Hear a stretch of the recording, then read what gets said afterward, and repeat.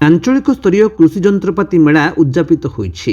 गजपति जिला सदर महकुमा पारलाखेमुंडी स्थित स्थानीय गजपति स्टाडियम ठारे आंचलिक स्तरीय कृषि जंत्रपाति मेला उद्यापित होई जाईछि। अतिथि माने चाषी को सरकार योजना और योजना रे किपरि शामिल होई परिबे ता उपरे चाषी को बुझाइबा सहित चाष काम रे व्यवहृत विभिन्न जंत्रपाति विषय रे चाषी को बुझाइथिले। स्वल्प समय मध्यरे चाषी किपरि मिश्रित चाष करी अधिक लाभवान होई परिबो ता उपरे बुझाइथिले। ए उद्यापनी उत्सव रे जिला मुख्य कृषि अधिकारी एम प्रकाश राव, सहकारी उद्यान कृषि उपनिर्देशक शशांक शेखर साहू, मृत्तिका संरक्षण उपनिर्देशक सुरेश पट्टनायक, जिला कृषि अधिकारी रवींद्र आडेक, आर उदयगिरी कृषि अधिकारी बिरंची नारायण मंगराज प्रमुख मंचासीन थिले। जिला मुख्य कृषि अधिकारी विवरणी प्रदान करथिले। चाषी मानक उपढोकन और मानपत्र देई सम्मानित करा जायथिला। चाषी माने विभिन्न कृषि जंत्रपाति क्रय करथिले। 6, 7, 8 तारिख 2 कोटी 72 लक्ष पाखापाखि बिजनेस होइथिबा बेले 9 और 10 तारिख रे चाषी 4-5 कोटी पाखापाखि चाषी बुकिंग होइतिबा जणा पड़िछि। चाषी मानक आय को द्विगुणित करबा निमंते वैषयिक ज्ञान, जैविक सारर व्यवहार करबा संगकु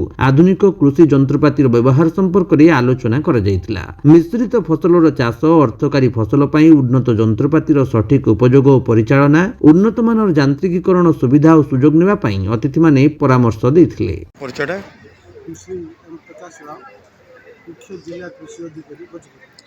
सर, आज जो आंचलिक स्तरीय कृषि जंत्रपाति मेला परिसमाप्त हो जाइए। आज चाषी जो यांत्रिक मेल केते टंकार क्रय विक्रय हो पार्छ?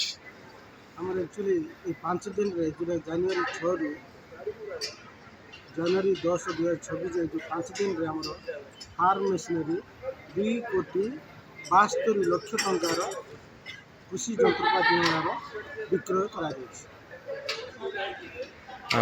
आज कौन कौन कार्यक्रम रही है? आज आमर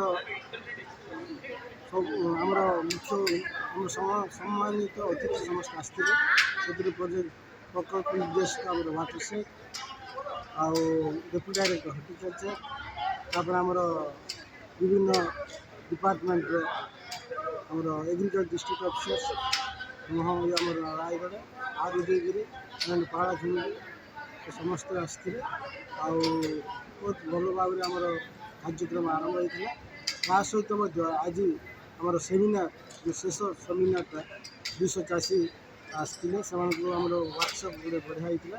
आमर जिला स्तरीय जो आमर जिला स्तरीय आमर साइंटिस्ट वैज्ञानिक मैंने राज्य स्तरीय वैज्ञानिक आसते से सुंदर भाव में चाषी मानक आम एग्रीकल्चर और आनुषंगिक डिपार्टमेंट तथा उद्यान विभाग, वाटरसेट, सॉइल कंजर्वेशन, फिशरी, वेटनरी समस्त डिपार्टमेंट विभिन्न योजना गुड़ी चाषी मान अवगत कर विभिन्न सरकार योजना केमी चाषी पाक जीव और चाषी मैंने केमी आयटा द्विगुणित करेंगे यहाँ हूँ मुख्य उद्देश्य था।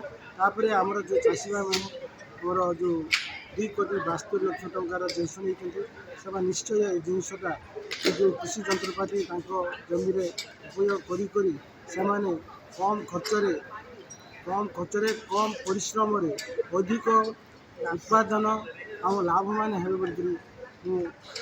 आम कृषि विभाग अशेष अशेष धन्यवाद देर उपस्थिति। एक्चुअली प्रकृत में आमर जो 7टी ब्लॉक चाषी मैंने आसते सहित आमर विभिन्न जिलूर आमर कृषि जंत्रपाति रिप्रेजेंट आसते सहित आमर जो आमर मुख्य अतिथि एवं सम्मानीय अतिथि मैंने जो 5 दिन धरी आसते मीडिया बंधु और प्रिंटिंग मीडिया से आमको सहयोग कर आंचलिक स्तरीय कृषि जंत्रपाति मेला 2025-26 जो गजपति स्टेडियम रही प्रकृत में बहुत सक्सेस होम कृषि विभाग तरफ अनेक अनेक शुभेच्छा स्वागत एवं कृतज्ञता जनाऊँ। यहाँ परिचय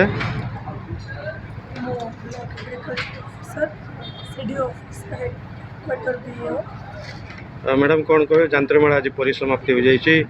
चाषी केते क्रय कर जिनस केते टंका बिक्री बटा पार्छ? आंचलिक स्तरीय कृषि जंत्रपाति मेला 6 तारिख रु 10 तारिख 5 दिन धरी चलता। आज तार उद्यापन दिवस समारोह है।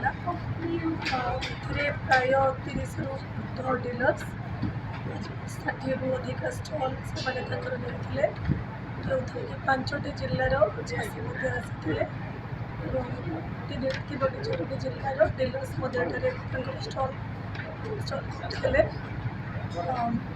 ତାଙ୍କର ସବୁ ଫାର୍ମ ମେସିନାରିଜକୁ ସେମାନେ ପ୍ରଦର୍ଶନ କରାଇଥିଲେ ଏବଂ କିଣାବିକା ମଧ୍ୟ ହୋଇଥିଲା, ଯେଉଁଥିରେ କି ଆମର 2,80,00,000 ପାଖାପାଖି 3 ଦିନ ମଧ୍ୟରେ ବିଜନେସ୍ ହେଇଥିଲା ଏବଂ ଗତ 2 ଦିନର ବିଜନେସ୍ ଆମେ ଜାଣିବା ପରେ ତା'ର ପ୍ରାୟ ପାଖାପାଖି ଗୋଟେ 6-7 କୋଟିର ଆମର ବୁକିଂ ହେଇଛି।